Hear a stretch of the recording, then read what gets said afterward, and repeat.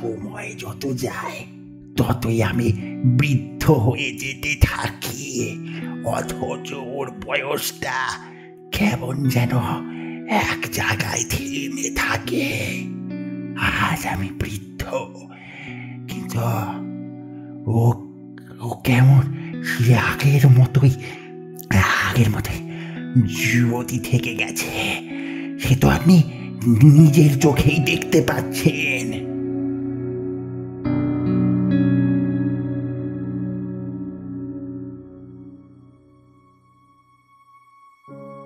নমস্কার, গল্প.in 2.0 আজকের পর্বে আপনাদের সকলকে স্বাগত।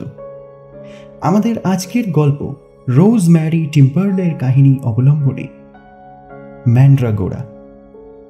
রোজম্যারি টিম্বারলে ছিলেন একজন ব্রিটিশ লেখিকা, ঔপন্যাসিক এবং স্ক্রিন রাইটার। তার লেখা বিখ্যাত কিছু গল্প এবং উপন্যাসগুলির মধ্যে উল্লেখযোগ্য Harry, the velvet smile, the fairy doll ইত্যাদি। আমাদের আজকের গল্প পাঠে থাকছি আমি সৌম্যজিৎ। শুরু হচ্ছে আজকের গল্প ম্যান্ড্রাগোরা।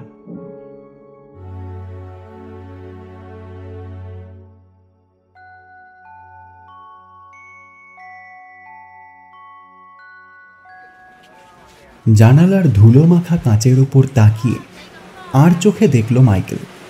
তার চোখের সামনে ভেসে উঠল ফ্লাওয়ার ভাস, অলংকার, ফ্যান, পুরনো দুষ্প্রাপ্য কয়েকটা জিনিস, নস্যির কৌটো ইত্যাদি।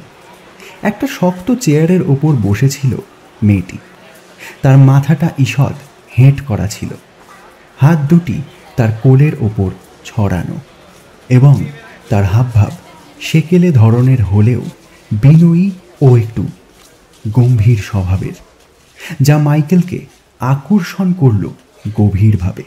মাইকেল নিজে একজন লাজুক, মুখচোরা ও নিজেকে গুটিয়ে রাখা মানুষ।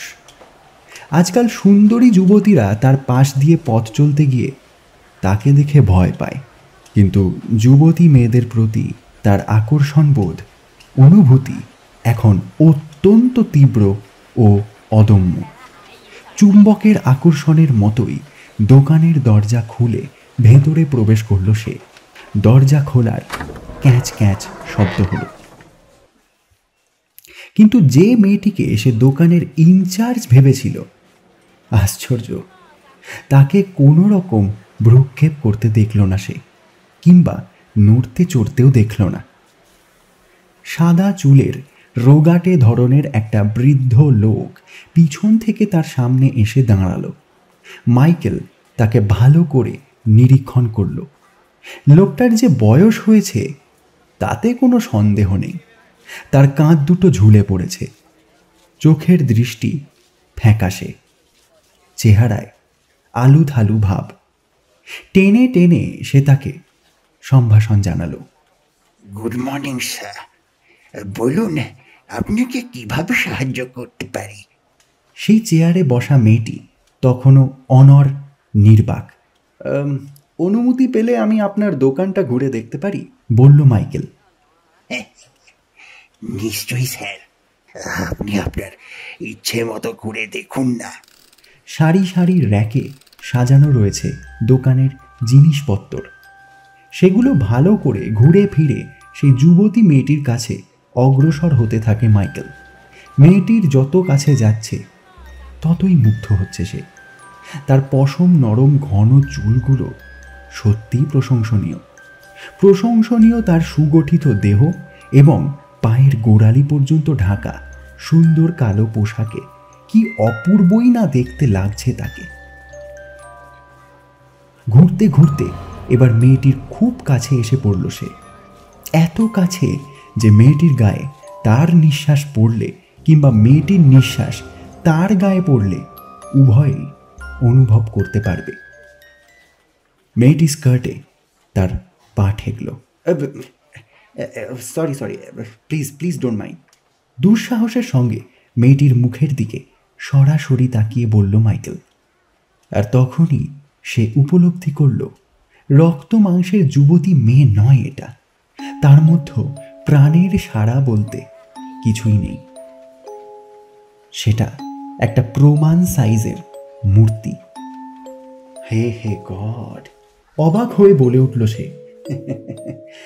আমি ভেবেছিলাম সত্যিকারের মেয়ে সে, যার মধ্যে প্রাণ আছে, অনুভূতিও আছে। তাকে বিস্ময় আবিষ্ট হতে দেখে হাসল দোকানি। এখানে প্রথম এসে বহু লোক আপনার মতোই এমনই অবাক হয়ে যায়, আর তাদের সেই আবিষ্ট ভাবটা যে ঠিক নয় সেটা অস্বীকার করতে পারে না। এই বাস্তব জিনিসটা হরেক রকমের রূপ নিতে পারে। সম্মোহিত মন্ত্রমুগ্ধের মতো করে দাঁড়িয়েছিল মাইকেল। ফিস ফিসিয়ে জিজ্ঞাসা করল সে, ওটা কি বিক্রির জন্যে? ওকে আমি বিক্রি করতে পারি না, উত্তরে বলল দোকানি। কিন্তু আপনি কেন জিজ্ঞাসা করছেন? হ্যাঁ বলুন তো। কারণ আমি ওটাকে একান্তভাবে, উত্তরে গদ গদ হয়ে বলল মাইকেল। ও আমার আদর্শ মহিলা, রূপসী, নম্র, শান্ত। আমি ওকে ভালোবাসি। ভালো কথা, বলল বৃদ্ধ লোকটি। তাহলে আপনি ওকে নিয়ে যান। আপনার চাউনি দেখে আর আপনার কথাবার্তা শুনে আমার মনে হয়েছে ম্যান্ড্রাগোরাকে বেশ ভালোই আশ্রয় দিবেন আপনি। ম্যান্ড্রাগোরা? মাইকেলের কণ্ঠে নামটা প্রতিধ্বনিত হলো। হ্যাঁ, ওটার নাম, বলল দোকানি। তারপর ম্যান্ড্রাগোরাকে দুহাতে তুলে নিয়ে এমনভাবে চলতে শুরু করলো মাইকেল যেন সে সুন্দর দেখতে কিন্তু পঙ্গু। সেই মুহূর্তে মাইকেলকে দেখে মনে হচ্ছিল সে যেন একজন নাইট, উপস্থিত সেনাদের মধ্য থেকে তাকে আড়াল করার জন্য তার নিরাপদ দুর্গে নিয়ে যাচ্ছে তাকে। তার দুর্গটা নেহাতি অতি জীর্ণ একটা ফ্ল্যাট, কিন্তু একটা ভালো আরাম কেদারা আছে সেখানে। আর সেই চেয়ারে ম্যান্ড্রাগোরাকে বসালো সে, যাতে করে তার মাথাটা ভেলভেট কুশনের ওপর ঠেস দেওয়া যায়। তার হাত দুটি সে তার কোলের ওপর রাখল এবং তার গোটানো স্কার্টের ওপর হাত বোলাতে লাগল। আমার ভালোবাসা, আমার প্রিয়তমা, তোমাকে স্বাগত জানাই, আদর করে বলল মাইকেল। পরদিন রবিবার। সারাটা দিন বাড়ির ভেতরে থেকেই কাটালো সে। একেবারের জন্যেও সে বাইরে গেল না। উদ্দেশ্য কেবল ম্যান্ড্রাগোরাকে খুশি করা এবং তাকে সঙ্গ দেওয়া। মেয়েটির সঙ্গে কথা বলল সে, আর সত্যি সত্যি সে তার কথা শোনার ভাবভঙ্গি করল। সত্যিকারের জীবন্ত মানুষ কখনোই এত মনোযোগ দিয়ে তার কথা শোনে না। সন্ধ্যায় একটা রেকর্ডার বাজিয়ে শোনালো তাকে। মাইকেল লক্ষ্য করল কেমন নিবিষ্ট মনে গানের সুরগুলো অনুধাবন করছিল সে। সে যেন একটা নিখুঁত সঙ্গিনী, তার অস্থিরভাবে অহেতুক চলাফেরা করা নয়, মাঝপথে কোনো রকম বাধা দেওয়া নয়, হঠাৎ ড্রিঙ্ক কিংবা কফির জন্য দাবি করা নয়। তার অফিসের মেয়েগুলোর থেকে কতই না পার্থক্য তার। কিঞ্চিত তাদের মনোরঞ্জন করতে গিয়ে মাইকেল লক্ষ্য করেছে তারা কতই না চঞ্চল, কতই না মুখরা। তারা তার কাছ থেকে চলে গেলে একটা স্বস্তির নিঃশ্বাস ফেলত সে। এই মেয়েটিকে দীর্ঘক্ষণ কাছে ধরে রাখতে চায় সে। সেই সময়টা অনন্তকাল হলেও এতটুকুও বিরক্ত হবে না সে। পরদিন সকালে অফিস যাওয়ার আগে ছেড়ে যেতে মন চাইল না মাইকেলের। তবুও অফিসের কাজের তাড়ায় যেতে হলো তাকে। যাওয়ার সময় সব স্বামীরা যেমন তাদের স্ত্রীকে বলে যায়, ঠিক সেই রকম ভঙ্গিমায় সে বলল, এখনকার মতো বিদায় নিচ্ছি ম্যান্ড্রাগোরা, সন্ধ্যায় আবার দেখা হবে তোমার সঙ্গে। এই বলে মেয়েটির গালে চুমু খেল সে। My sweet lady. রক্ত মাংসের যুবতীর মতোই নরম ও মসৃণ তার চিবুক। অফিসে গিয়েও কাজের কথা ভুলে গিয়ে সারাটা দিন ম্যান্ড্রাগোরার কথাতে বিভোর হয়ে রইল সে। আশ্চর্য, মানুষের দেহের মতো তার চিবুক অমন নরম ও মসৃণ হলো কি করে? মোম নয়, ধাতব কোনো বস্তু নয়, প্লাস্টিক নয়, এমনকি সিল্কেরও তৈরি নয়। অন্য কোনো বস্তুর কথা তার মাথাতেই এলো না। এ অসম্ভব। তাহলে সম্ভাব্য কিসেরই বা হতে পারে সেটা? সেদিনই সন্ধ্যায় ধীরে ধীরে কাঁপা কাঁপা হাতে মেয়েটিকে পোশাক মুক্ত করল সে। সেই পায়ের গোড়ালি ছুঁই ছুঁই কালো পোশাকের নিচে তার নগ্ন দেহটা উন্মুক্ত। তখন তার গায়ের চামড়া নিখুঁত, কেবল সামান্য দুটি ক্ষত ছাড়া। বাঁ কাঁধে একটা আঁচিল আর একটা অ্যাপেন্ডিক্সের দাগ। এই সবই তাকে বলে দেয় ট্যাক্সিডার্মিটের আর্টের একটা নমুনার অধিকারী সে।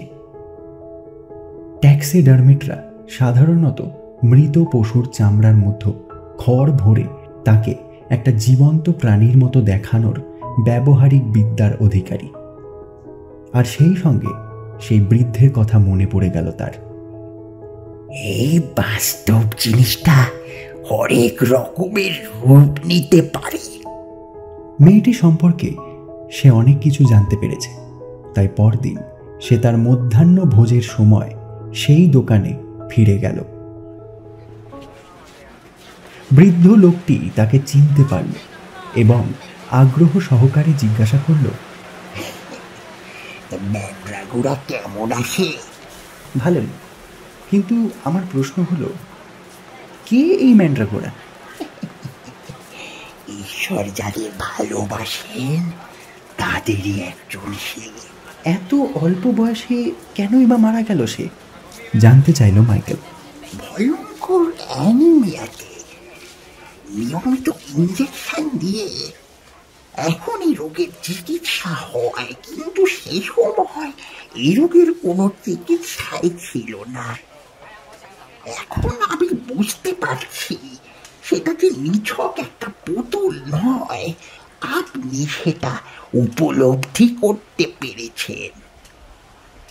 আসুন আসুন, পেছনের ঘরে আসুন, আমি ওর ইতিহাস বলবো।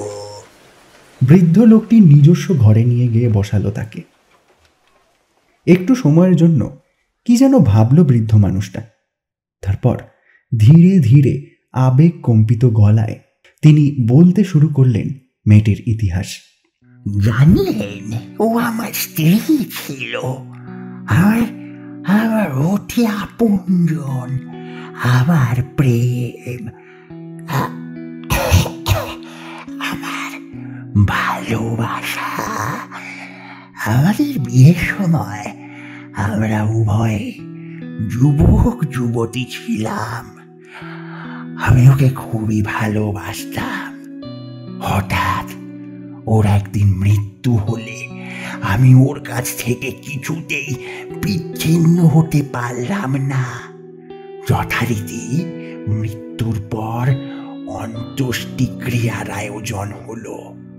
তবে বিরাট একটা ঝুঁকি নিয়ে আমি ওর মৃতদেহটা কফিন থেকে চুরি করে আনলাম এবং একটা নকল মৃতদেহ সেখানে দিয়ে এলাম। কাজটা এমনই গোপনে সারলাম যেন আমার সেই বেআইনি কার্যকলাপ কেউ ধরতে না পারে, এমনকি কাকপক্ষীও টের না পায়। তারপর আমি আমার পরিকল্পনা মতো কাজ করতে বসলাম। কাজ করতে বসলাম মানে? অধীর আগ্রহে জিজ্ঞাসা করল মাইকেল। জানেন, আমি একজন ট্যাক্সিডার্মিস্ট। যে কোনো মৃত মানুষ কিংবা প্রাণীর দেহের চামড়ার ভেতরে ঘর ভরে তার একটা জীবন্ত রূপ দিয়ে থাকি। সেই সময়ে সেটাই আমার পেশা ছিল। এই দেশের অনেক মিউজিয়ামে আবার সেই কাজের নিদর্শন আছে, বেশিরভাগই পশু পাখির। আর এ ধরনের ঘরোয়া কিছু কাজও করেছিলাম সে সময়। এই যেমন কারোর পোষা কুকুর বা বিড়াল মারা গেলে এ কাজের জন্য দাদা আমাকে অনুরোধ করত, আর আমি না করতে পারতাম না। আমি জানি এই কাজে অনেক লোকই ভয় পেয়ে থাকে, কিন্তু আমি ভয় পাইনি। ওর গায়ের চামড়া, ওর একটা মূর্তি করার কাজে আমার সমস্ত কারিগরি বিদ্যা ও নৈপুণ্য প্রয়োগ করেছিলাম। ও আমার শ্রেষ্ঠ শিল্প নৈপুণ্য। তারপর এ কাজ আমি আর কখনো করিনি। সেটা একটা অ্যান্টি ক্লাইম্যাক্সই হতে পারত, পরিবর্তে আমি হয়ে গেলাম একজন দোকানি, আর এখনো তাই আছি। একটু থেমে সে আবার বলতে থাকে, তারপর থেকে আগের মতোই আমি আর ম্যান্ড্রাগোরা স্বামী স্ত্রী হিসেবে একসাথে বসবাস করতে থাকি। কিন্তু বয়সটা বাদ সাধলো। আমি একজন জীবন্ত মানুষ, তাই সময় যত যায় ততই আমি বৃদ্ধ হয়ে যেতে থাকি। অথচ ওর বয়সটা কেমন যেন এক জায়গায় থেমে থাকে। আজ আমি বৃদ্ধ, কিন্তু ও কেমন সে আগের মতোই যুবতী থেকে গেছে। সে তো আপনি নিজের চোখেই দেখতে পাচ্ছেন। ইদানিং আমি জেনেছি আমি একজন অসুস্থ মানুষ। চিকিৎসকরা আমাকে সতর্ক করে দিয়েছে আমার বেঁচে থাকার আয়ু আর বেশি দিন নয়। ও আই এম সরি, বিড়বিড় করে বলল মাইকেল। না, এখন আর দুঃখ করার কিছু নেই। মৃত্যুকে আমি ভয় করি না, কিন্তু আমার ভয় কোথায় ছিল জানেন? আমি যখন আর থাকবো না, ম্যান্ড্রাগোরার কি হবে, তার দেখাশোনাই বা কে করবে? তাই তো আমি ওকে দোকানে সাজিয়ে রাখি, ঈশ্বরের কাছে প্রার্থনা জানাই যেন প্রাণ প্রাচুর্যে ভরা একজন যুবক আমার দোকানে এসে ও সম্পূর্ণ ভার নেওয়ার প্রস্তাব দেয়। আমার প্রার্থনা হিসেবে সফল হলো যেদিন বিস্ময়কর ভাবে আমার এই দোকানে আপনি এসে হাজির হলেন। আপনার মুখ আর হাবভাব দেখে আমি তক্ষুনি বুঝে গেলাম আপনি ওর ভার নেওয়ার উপযুক্ত যুবক। আপনাকে পেয়ে আমি নিশ্চিন্ত হলাম, আর সঙ্গে সঙ্গে মনে হলো এবার আমি নির্ভাবনায় মরতে পারি। আমি প্রতিশ্রুতি দিচ্ছি আমি আপনার মনের ইচ্ছা পূরণ করব, বলল মাইকেল। ধন্যবাদ।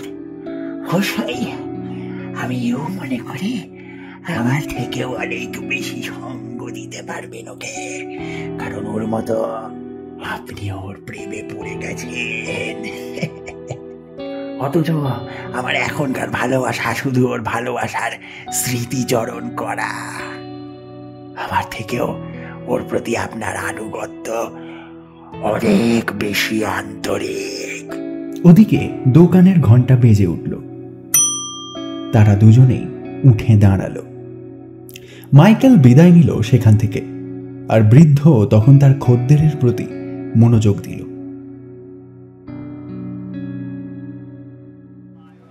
অনেকদিন পর দোকানের পাশ দিয়ে যেতে গিয়ে মাইকেল দেখল দোকানটা বন্ধ। পাশের দোকানের মালিকের কাছে খোঁজ করতে সে মালিক বলল, আরে বৃদ্ধ তো মারা গিয়েছে। মাইকেল ভাবল এখন ম্যান্ড্রাগোরা একান্ত তার নিজের, আর এবার ওর প্রতি সে তার জীবন উৎসর্গ করতে পারবে। তারপর থেকে তার সেই উৎসর্গ প্রিয়তা ভয়ঙ্কর পাগলামোর পর্যায়ে গিয়ে পৌঁছল। তবে তার একেবারেও মনে হলো না সেটা তার পাগলামোর লক্ষণ। এ ধরনের মানুষের কাছে পাগলামোটা স্বাভাবিক বলে মনে হয়। তাদের কাছে সেটা তাদের জীবনে আর 5টা কাজের মতোই সহজ ও স্বাভাবিক। মাইকেলের মনে তখন কোনো ভাবনাই ছিল না। তখন তার কেবল একটাই চিন্তা, সে চিন্তা তার ঘরের প্রিয়তমার মূর্তিটিকে নিয়ে। সে তার কাজে অবহেলা করতে শুরু করল। এর ফলে সে তার কাজটাও হারায়। শুধু কাজে অবহেলা নয়, দৈনিক আহারও বন্ধ করে দিল সে। ম্যান্ড্রাগোরা খাচ্ছে না, তাই সেও কিছু খাচ্ছে না। ঘন্টার পর ঘন্টা সে কাটিয়ে দিত ম্যান্ড্রাগোরার সাথে। দিনে মাত্র একবারই সে বাড়ির বাইরে ফুল আনতে বেরোতো। ফুল কেনার সঙ্গতি যখনই হতো তখনই সে বাড়ির বাইরে বেরোতো। সে তার সমস্ত ভালোবাসা উজাড় করে দিতে চাইল মেয়েটির জন্য, তার নিজের জীবনটা উৎসর্গ করে দিয়ে। সে যেন এক ঐশ্বরিক প্রেম। মেয়েটিকে কখনো স্পর্শ করেনি সে, কেবল ওর মূর্তিটাকে স্নান করানোর সময় ওর পোশাক বদল করার জন্য একটু যা স্পর্শ করতে হয়, শুধু এটুকুই। প্রচণ্ড উত্তেজনার মধ্যে সে দেখল তার প্রাক্তন স্বামীর থেকে অনেক বেশি ভালো করে দেখভাল করছে সে। ওর বৃদ্ধ স্বামী নিজেও স্বীকার করেছে মেয়েটির প্রতি তার ভালোবাসা অত্যন্ত আন্তরিক ও সহৃদয়পূর্ণ। মাইকেল আবার এও লক্ষ্য করল ম্যান্ড্রাগোরার চুলের বাহার কেবল দিনকে দিন খুলছে, ক্রমশ চাকচিক্য আনছে। ওর গায়ের চামড়া কেমন মসৃণ হয়ে উঠেছে, ওর ঠোঁট জোড়া গোলাপের মতো সতেজ লাল হয়ে উঠেছে। আর এই ভাবাবেগ আত্মত্যাগের উচ্ছ্বাসের ফলে সে যে নিজেকে কিভাবে ধ্বংস করে ফেলেছে জানে না সে। তবে সে যে শারীরিক দিক থেকে ক্রমশ দুর্বল হয়ে পড়ছে সে তা বেশ বুঝতে পারছে, কিন্তু তাতে কোনো রকম ভ্রুক্ষেপ নেই তার। বাইরে কোথাও বেরোনো, বন্ধু বান্ধব কিংবা আত্মীয় স্বজনদের সঙ্গে দেখা সাক্ষাৎ করা এবং আহারের কথা সে যেন ভুলেই গিয়েছে। জীবন্ত ভূতের মতো ঘরের মধ্যে ম্যান্ড্রাগোরার সান্নিধ্যে নিজেকে সম্পূর্ণভাবে নিয়োজিত করে রাখতে উদ্গ্রীব সে তখন। সারাটা হৃদয় আচ্ছন্ন করে রেখেছিল ম্যান্ড্রাগোরা। ওর সঙ্গে কথা বলা, ওর জন্য ঈশ্বরের কাছে প্রার্থনা করা, ওর জন্য প্রেমের কবিতা লেখার মধ্যে ডুবেছিল সে তখন। একদিন তার সেই দুর্বলতা এমন একটা পর্যায়ে গিয়ে পৌঁছল যেখান থেকে তার ফেরার আর কোনো পথ ছিল না। একদিন এমন হলো ওর প্রতি সে তার শেষ ভালোবাসা উজাড় করে দিতে চেয়ারের সামনে এসে ওর ওপর ঝুঁকে পড়ল। সেই প্রথম 2 হাত দিয়ে ওকে আলিঙ্গন করে ওর রক্তিম ঠোঁটে চুমু খেল এবং ঠিক সেই মুহূর্তে তার দুর্বল দেহ থেকে প্রাণটা বেরিয়ে গেল। এক বুক নিস্তব্ধতায় ঘরটা ভরে গেল তখন। আর তারপরেই ঘরের মধ্যে দ্রুত হালকা শ্বাস নেওয়ার শব্দ শোনা গেল। সেই শব্দটা ক্রমশ স্থিতিশীল এবং গভীর হতে থাকলো। চেয়ার থেকে নেমে নিজের পায়ের ওপর ভর দিয়ে উঠে দাঁড়ালো ম্যান্ড্রাগোরা। সে তার পোশাকের পকেট থেকে একটা কালো রঙের রুমাল বার করল এবং মৃত ব্যক্তির মুখের ওপর বিছিয়ে দিল। তারপর ওর চিবুক দুটো চিকচিক করে উঠতে দেখা গেল। আগ্রহান্বিত ঠোঁট দুটো একটু ফাঁক হলো। সে তার চুলগুলো আলগা করে দিতেই তার সারা পিঠের ওপর ছড়িয়ে পড়ল এমনভাবে যে তার পিঠটা দেখে মনে হলো কালো নরম রেশমের ঢাল। কয়েকটা অতি চমৎকার নাচের ভঙ্গিমা দেখালো সে। তারপর সূর্যস্নাত পথে বেরিয়ে পড়ল বেরোনোর জন্য। আবার বেঁচে ওঠার আনন্দে সে তখন খুশিতে ভরপুর।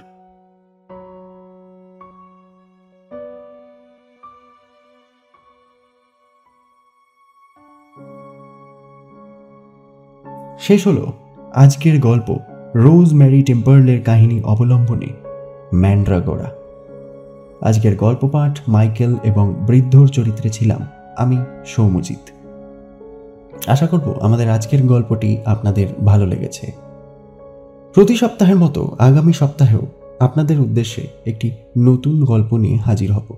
ততক্ষণ শুনতে থাকুন আমাদের বাকি গল্পগুলো। আর হ্যাঁ, আমাদের চ্যানেল গল্প.in 2.0 সাবস্ক্রাইব করতে ভুলবেন না কিন্তু। ভালো থাকবেন, সুস্থ থাকবেন। ধন্যবাদ।